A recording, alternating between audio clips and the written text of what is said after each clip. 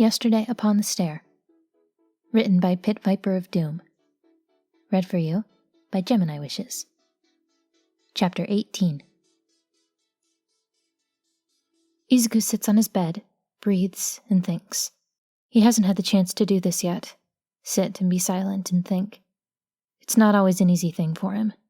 In years past, he's been on the move constantly, chasing after hero battles or favors to the dead, following the news feed on his phone or the whispers of ghosts. Most recently, he has added training to his life, and in the past few weeks he has lived and breathed with the sports festival hovering in the back of his mind.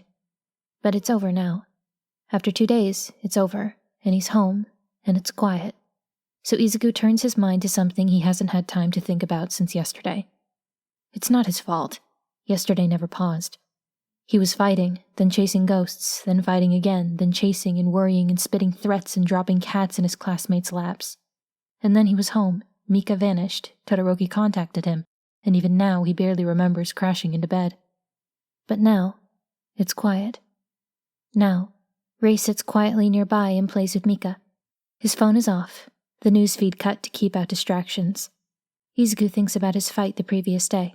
Not his fight with Todoroki, the one before that. He thinks of the limb-locking nightmare that is Shinso's quirk. He thinks of that prison, of knowing even for those briefest of moments exactly what it means to be someone's puppet. He thinks of words in his head, not like the voices of the dead. Those he can hear the same as any other. These were like thoughts that weren't his, words forming in his mind as he fought to break free. He thinks, "Hello?" The only answering noise in his mind is his own. "Are you still there? Can you hear me? Can you let me hear you?" No answer. None at all. "Rei," he says softly. She looks up.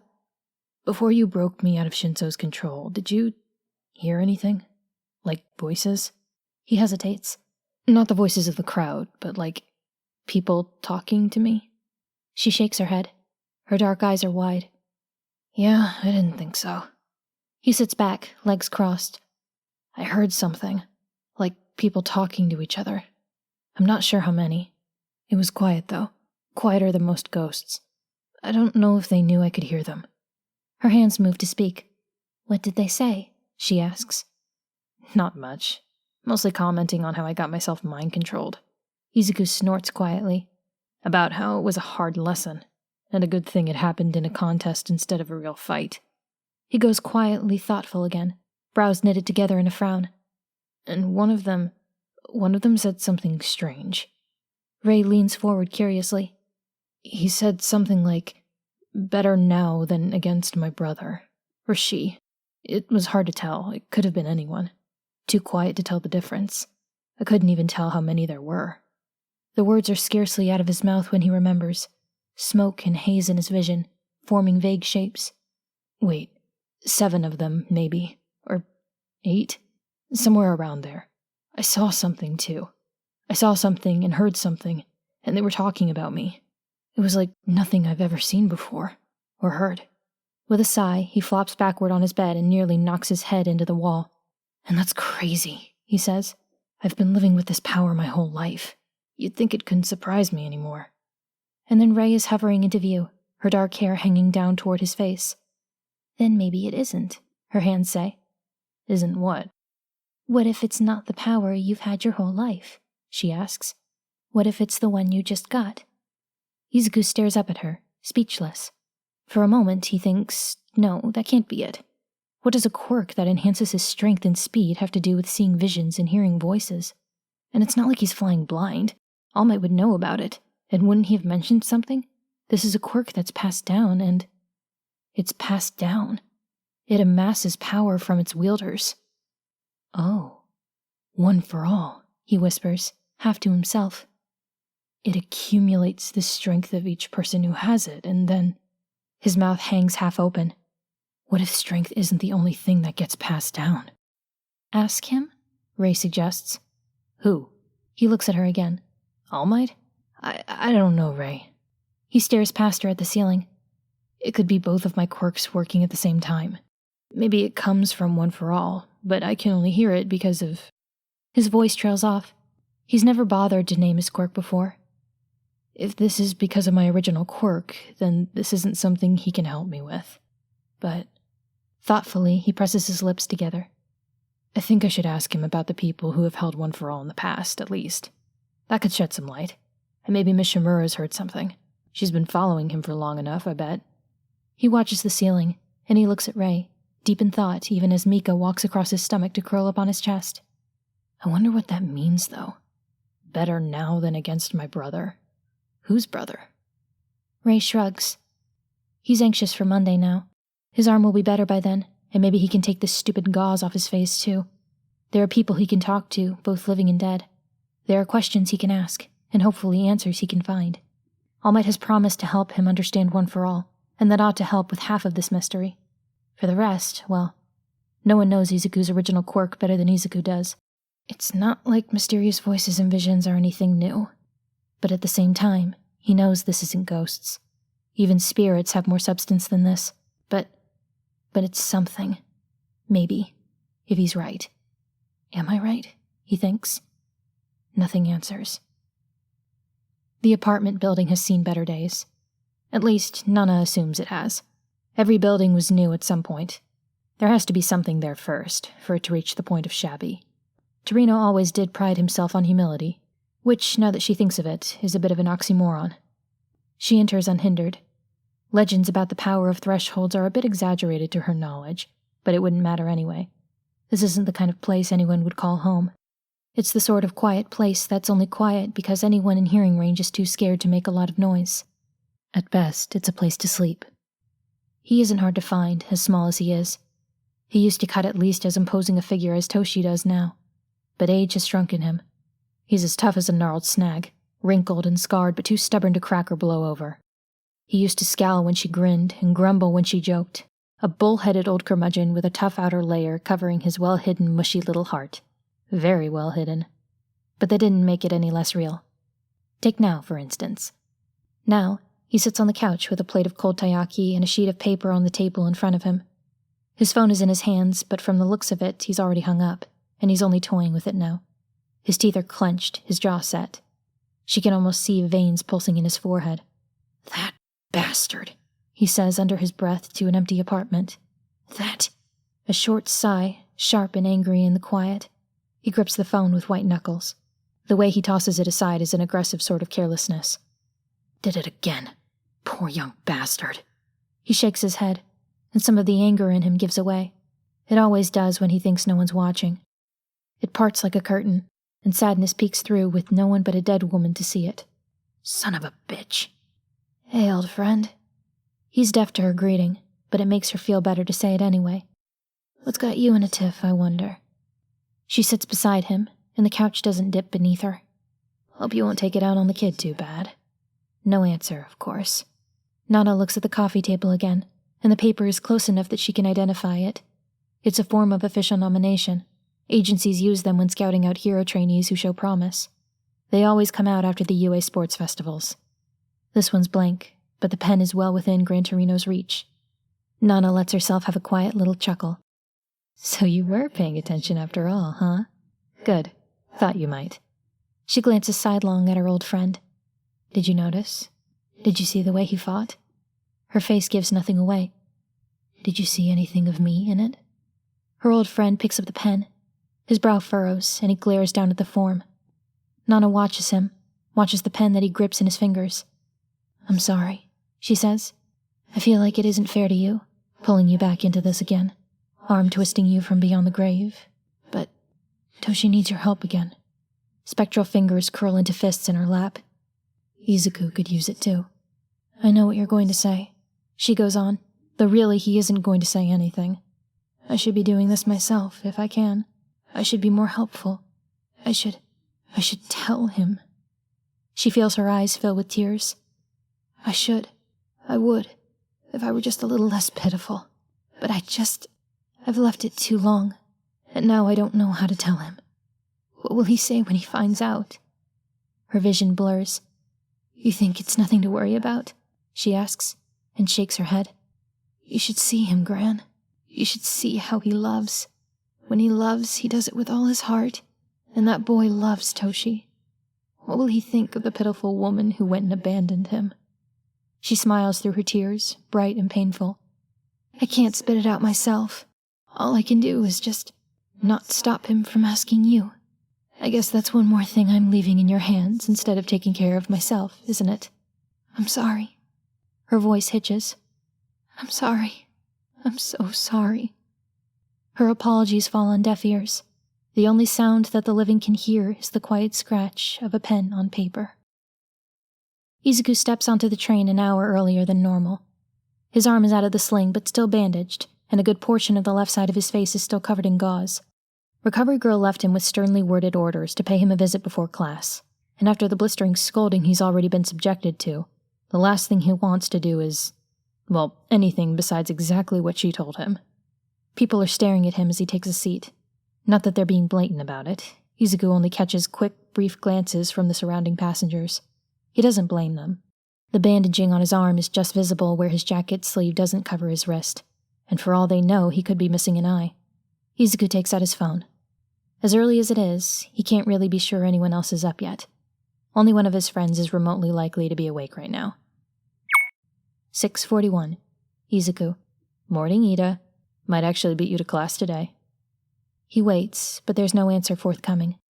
Weird, he thinks, and then he mentally shakes himself, because it's not weird at all for someone to still be sleeping at ass o'clock in the morning.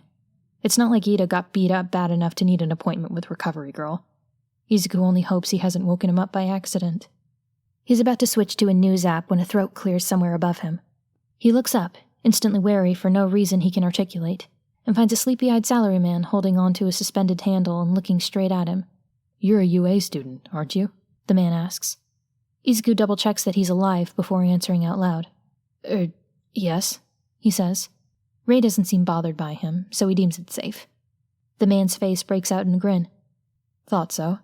I recognized you from the sports festival. More people are looking now. Izuku does a quick scan around at the faces watching openly or shooting glances. Most of them seem friendly. No one's hostile, that he can tell. But still, he feels his nerves kick in. It's not fear. Well, it is. It's always fear. But more of a heightened sense of everything around him. There's no reason to feel so fenced in and wary, but he does. For a moment, the walls and ceiling of the train car seem closer, and he has to take a moment to blink and shake himself free. Oh yeah, I recognize you, someone else pipes up. Weren't you the one that punched Endeavor's kid in the face? Quiet laughter ripples through everyone within hearing range.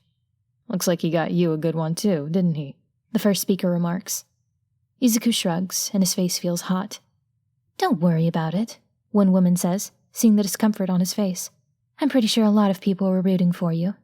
I know I was. You're a tough kid, lasting that long against the son of the number 2 hero. Everyone loves an underdog. You did good. What was your name again? Midorima? Midoriya, he corrects the last speaker. Thank you. You're very kind. You're a scrappy little thing, Midoriya, says the man who first mentioned the punch. Endeavor's son took out that one kid in 5 seconds flat, and you still almost beat him. Izuku puts on a smile.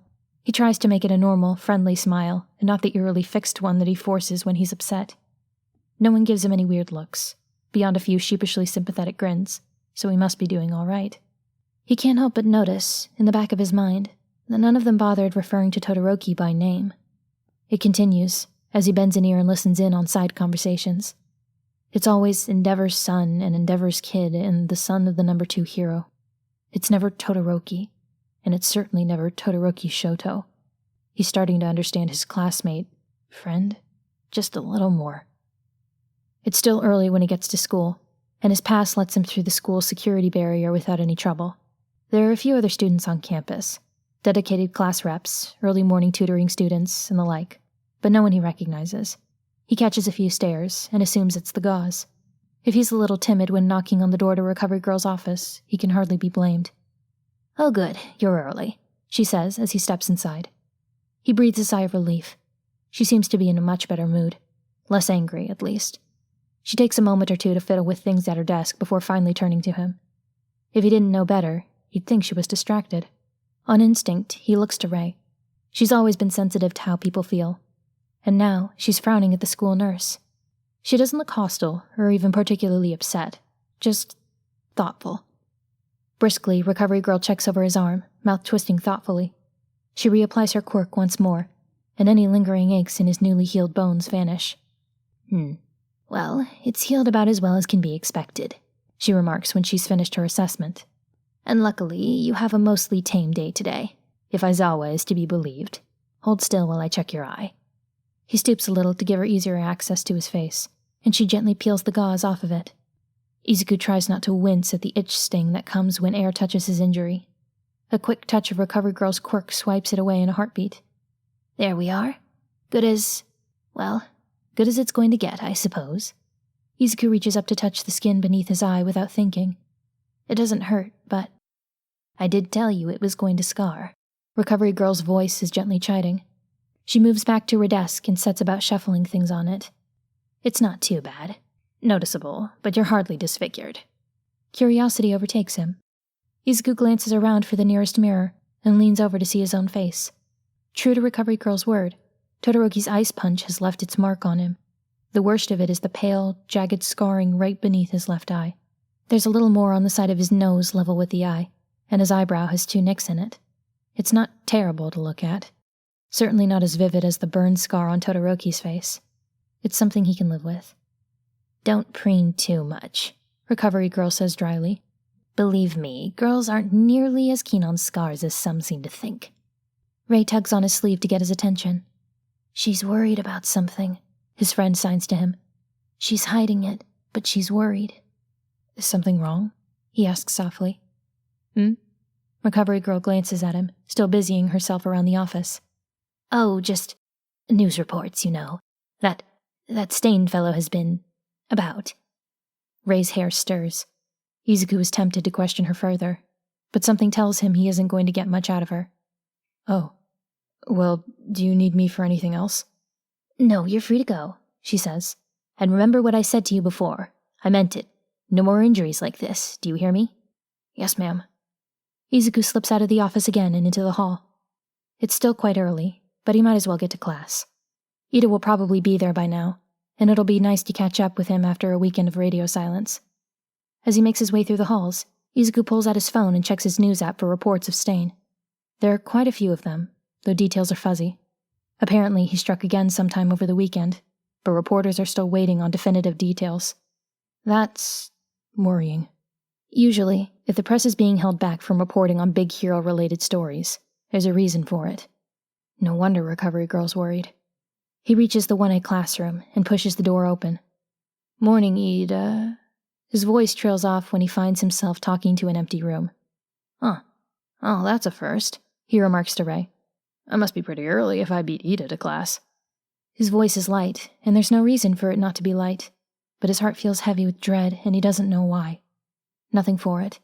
All he can do is set his bag down at his desk and wait for everyone else to arrive. The news story breaks today. Tenya wants to count himself lucky, really.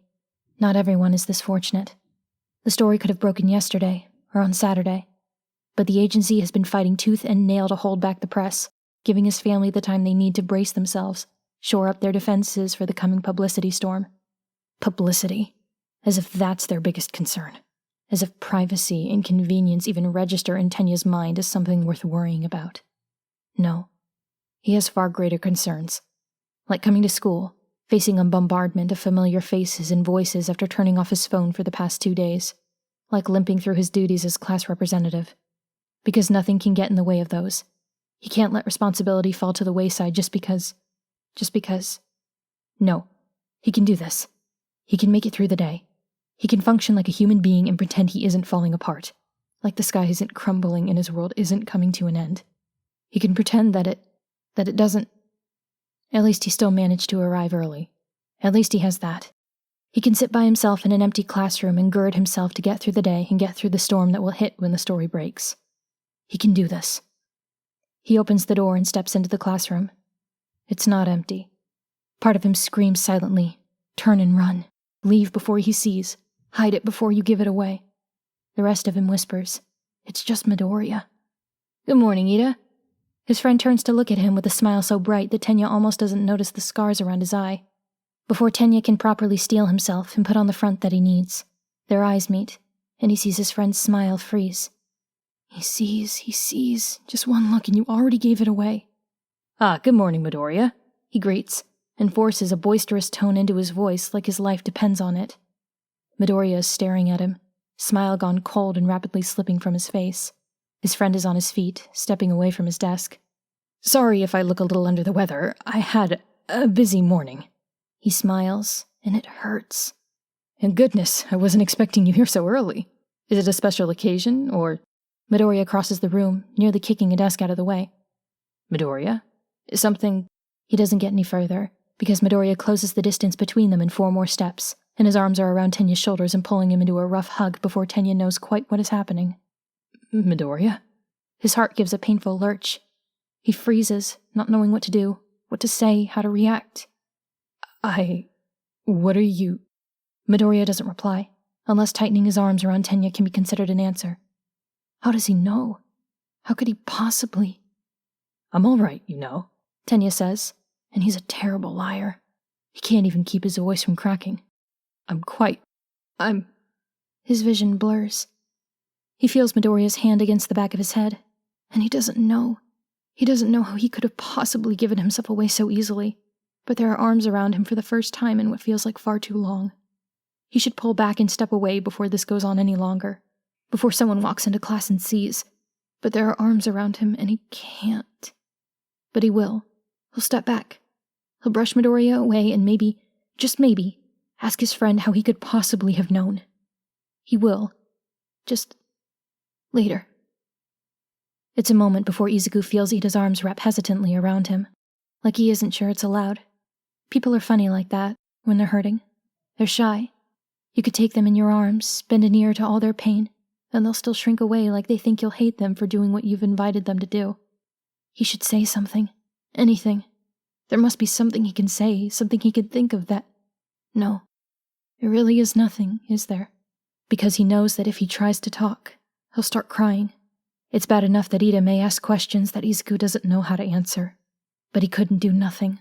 He can't do nothing.